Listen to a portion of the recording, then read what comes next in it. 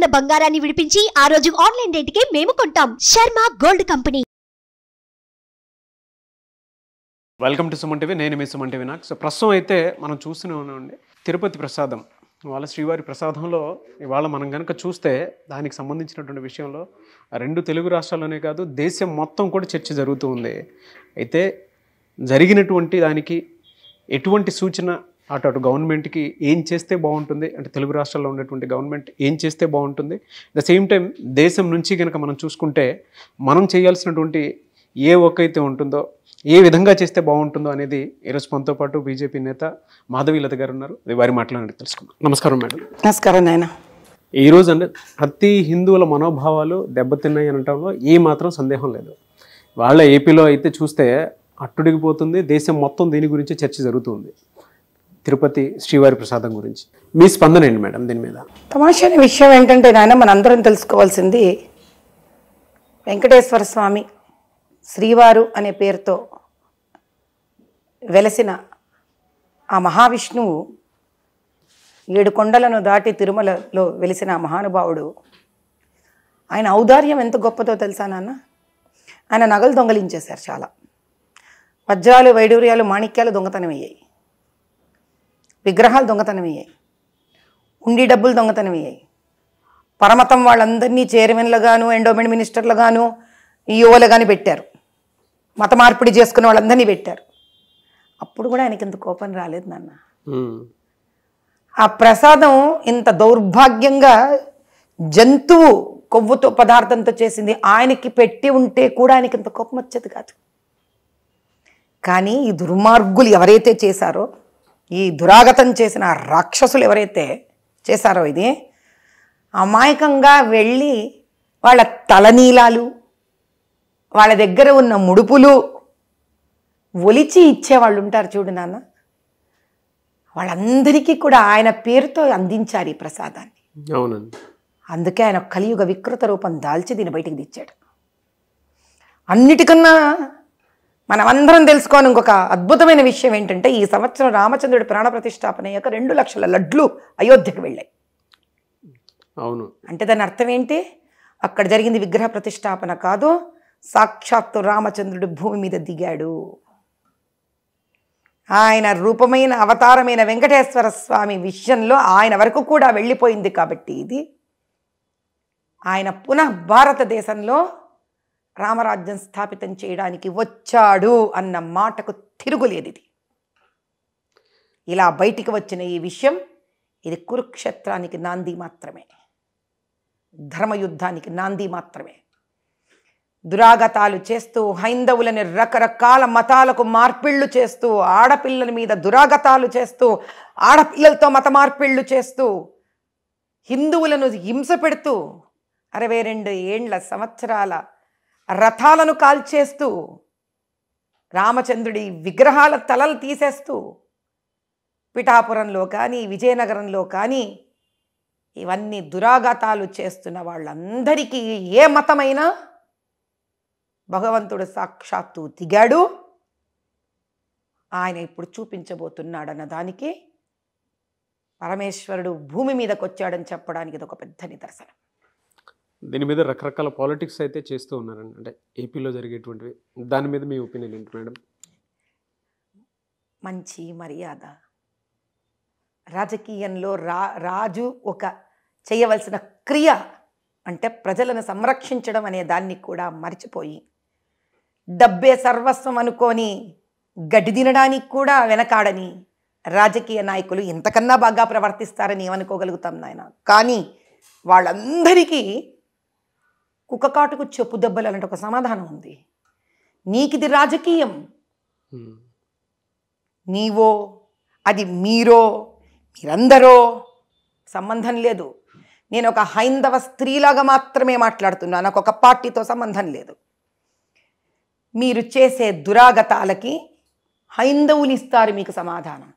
దీన్ని రాజకీయం చేయదలుచుకుంటే దీని అర్థం ఏంటంటే, ఎంత పాపం అంటగట్టుకున్నారో అది సరిపోలేదు వాళ్ళకి. ఇంకా ఇప్పటికన్నా నోరు మూసుకొని దీన్ని రాజకీయం చెయ్యకుండా కూర్చోకుండా ఒక నిజం బయటపడితే గమ్మునుండాల్సింది వాళ్ళు. తిరుమల తిరుపతి దేవస్థానంలో అప్పటి తెలుగుదేశం పెద్ద మనిషి ఎన్టీ రామారావు గారు ఆ ఫ్రీ చూస్తున్నారా నాన్న మీరు, ఆ ఫ్రీ క్యూ, ఆ క్యూకి పైన కూర్చోవడానికి రూములు ఆయన కట్టించాడు. అందరూ మర్చిపోయి ఉండొచ్చు, ఫ్రీ భోజనశాలను ఏర్పాటు చేసింది ఎన్టీ రామారావు గారే. కాబట్టి మాట్లాడేవాళ్ళు ఎన్నన్నా మాట్లాడచ్చు, కానీ ఇప్పటికైనా మతాన్ని రాజకీయం చేయకూడదు అని కనుక తెలుసుకోలేకపోతే భగవంతుడు కోపావేశాలలో క్రోధపూరితంగా ఈసారి ప్రజలను మోసం చేసినందుకు, భక్తులను మోసం చేసినందుకు, ఇంత దౌర్భాగ్య స్థితికి రాజీపడి డబ్బు కక్కుర్తి పడ్డారన్న వీళ్ళ సంగతి కనుక వీళ్ళకి అర్థం కాకపోతే ఈ పర్యవసానము దీని వెనక ఉన్న ప్రతి ఒక్కడికి చాలా భయంకరంగా ఉంటుంది. ఇవాళ ఈ ఇన్సిడెంట్ మనల్ని మనమే అవమానించుకున్న విధంగా జరిగిందని చెప్పొచ్చు. దీని వెనక ఎవరు ఏ రకంగా చేసి ఉంటారని అనుకోవచ్చు అంటారండి? ఎవరు ఉన్నారు అనేది బహుశా అందరం కూడా సిబిఐ ఇన్వెస్టిగేషన్ జరగాలి అని కేంద్ర ప్రభుత్వాన్ని ప్రతి ఒక్క హైందవుడు నాకు తెలిసి ట్విట్టర్లో కానీ, ఇన్స్టాగ్రామ్లో కానీ, ఫేస్బుక్లో కానీ, ఈమెయిల్స్ ద్వారా కానీ, లిఖితపూర్వకంగా లెటర్స్ కానీ ప్రధానమంత్రికి, గృహమంత్రికి, అమిత్ షా గారికి ఖచ్చితంగా ప్రతి ఒక్కళ్ళు లెటర్లు రాయవలసినది. ఎంతమంది హైందవులు దేశవ్యాప్తంగా, ప్రపంచవ్యాప్తంగా దీనిని క్రోధపూర్వకంగా, అవమానంగా, బాధగా, కంఠశోషగా, కడుపులో ఒక అగ్ని జ్వాల గుండం పగిలినంత బాధగా భావించిన ప్రతి ఒక్కళ్ళు, వయస్సు కులంతో సంబంధం లేకుండా, స్త్రీ పురుషుల సంబంధం లేకుండా ప్రతి ఒక్కళ్ళు దీని సిబిఐ ఎంక్వైరీ అవ్వాలి అని, దీన్ని నిద్రపోనీయకుండా, చల్లారనివ్వకుండా, ఈ అవమానం మనకు కాదు జరిగింది, మనలో నివసించే భగవంతుడికి జరిగింది, మన నమ్ముతున్న నమ్మకానికి జరిగింది.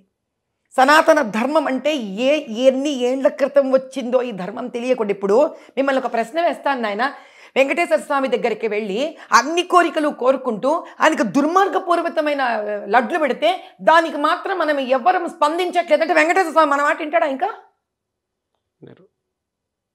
దేవుడితో కూడా డీల్ చేస్తున్నాం కదా మనము, దేవుడితో కూడా వ్యాపారమేగా చేస్తున్నది ఈరోజు.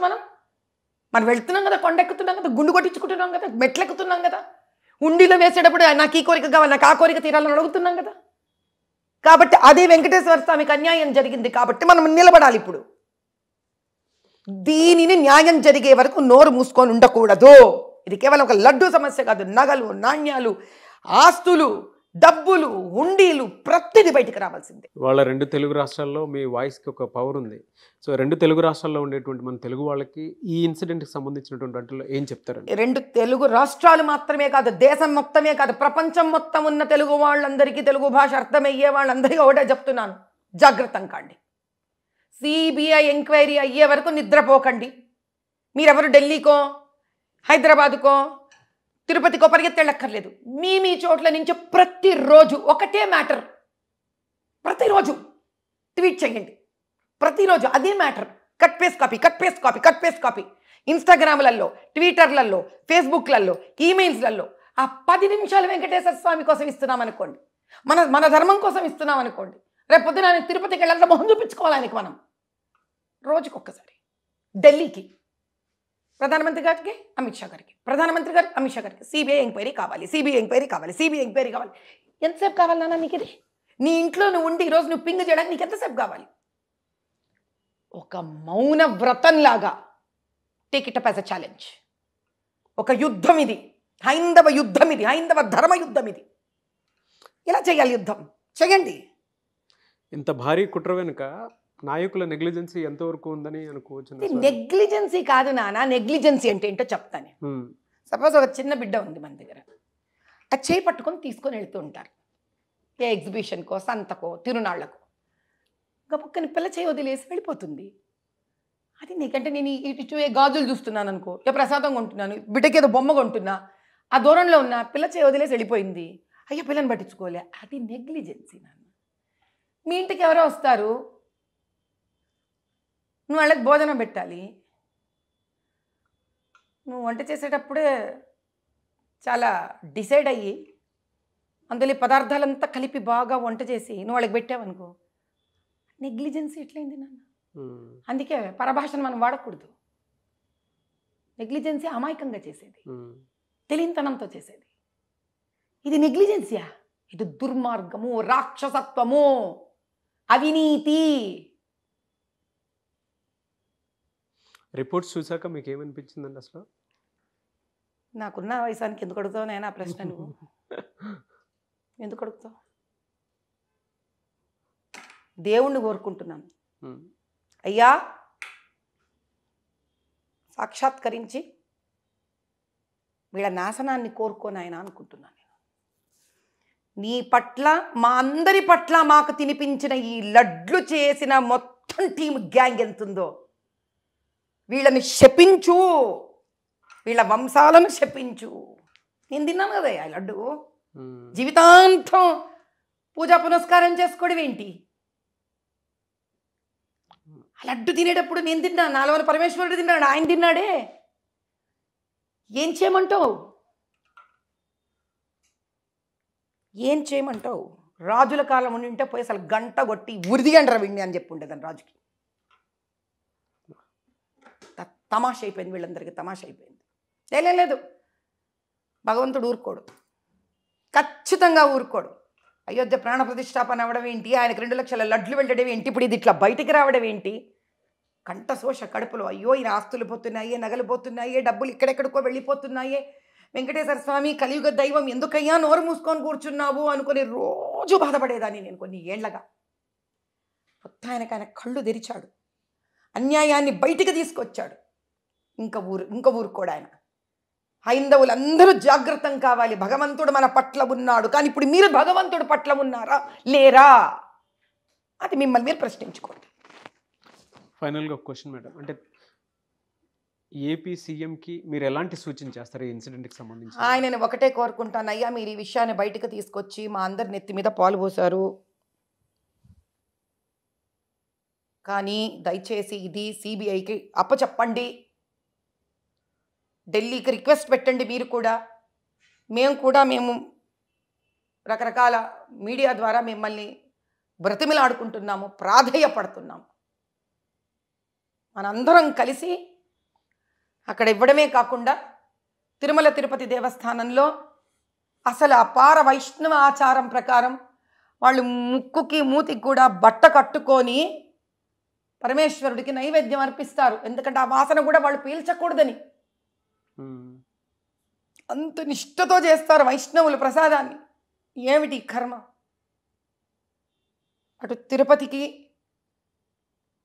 ఏదో ఒక చక్కటి సుముహూర్తాన్ని వాళ్ళు తీసి, పెద్దవాళ్ళు కంచి స్వామివారు, శృంగేరి స్వామివారు, అట్లా మనకి ఇదేంటి శ్రీకృష్ణ ఆచారం వాళ్ళు, రామానుజం నుంచి వచ్చిన వాళ్ళు, ఉడిపి సాంప్రదాయము, వీళ్ళందరినీ సంప్రదించి దయచేసి ఆ తిరుపతిలో వెంకటేశ్వర స్వామికి ఏ విధంగా అయితే ఈ పాపం మనందరి వల్ల అయిన పాపం ఇది, ఈ పాప పరిష్కారానికి ఆయనకి ఏదన్నా ఏం చేస్తే ఎంత అర్థం కావట్లేదు నాయన ఎవరికైనా. ఇది ఇది ఎట్లుంది తెలుసా? రాముడు మన విశ్వామిత్రుడు తీసుకొని వెళితే యజ్ఞ సంరక్షణకు పైన తాటకి మారీచుడు వీళ్ళంతా రక్తం పోస్తారు చూడు ఆ మహాయజ్ఞంలో. అలాంటి దుర్మార్గం ఇది, దీనికి శాంతి చేయాలి. సో ఆ రాష్ట్ర ముఖ్యమంత్రిగాని నేను ప్రాధేయపడేది మనస్ఫూర్తిగా నేను ఒకటే విన్నపం, ముందు దీనికి ఆ లడ్లను ఆపేసి దయచేసి 300 రూపాయలకి ఏ నెయ్యి రాదయ్యా, రాదు తండ్రి. ఇళ్లల్లో వాళ్ళు ఇప్పుడు ఆడవాళ్ళు మళ్ళీ పునః ఆవు పాలు, స్వచ్ఛమైన ఆవు పాలు తీసుకొచ్చి కిలో నెయ్యి రావాలంటే 3000 రూపాయల ఖర్చు అవుతుంది. 300 రూపాయలకి నెయ్యి రావడం ఏంటయ్యా అసలు? ముందు ఈ పదార్థాలను ఆపించి స్వామివారికి ఏం శాంతి హోమాలు జరగాలో, ఏం జరగాలో పునః ఒకసారి పెద్దలు మఠాధీశులను సంప్రదించాలని నా విన్నపం. దయచేసి డెఫినెట్గా అండి. థ్యాంక్ యూ అమ్మా, థ్యాంక్ యూ సో మచ్. నేను చేయగలిగింది ఒకటే, ఏదో ఒక శుభముహూర్తం తీసుకొని ఆయన కొండకు అలా నడుచుకుంటూ ఆయన కొండ ఎక్కుతాను. అందుకని నేను అర్పించగలిగిన భక్తి ఇదే. అలా భక్తులందరూ కూడా వాళ్ళ రూపంలో ఏదైతే చేయగలరో అలా మరి కొండ ఎక్కే ప్రయత్నంలోనో నీలాలో రకరకాలు ఉంటాయి, చేసి ఆ వెంకటేశ్వర స్వామిని క్షమాప్రార్థన కోరుకుందాం అందరం కలిసి. డెఫినెట్గా అండి. Thank you so much.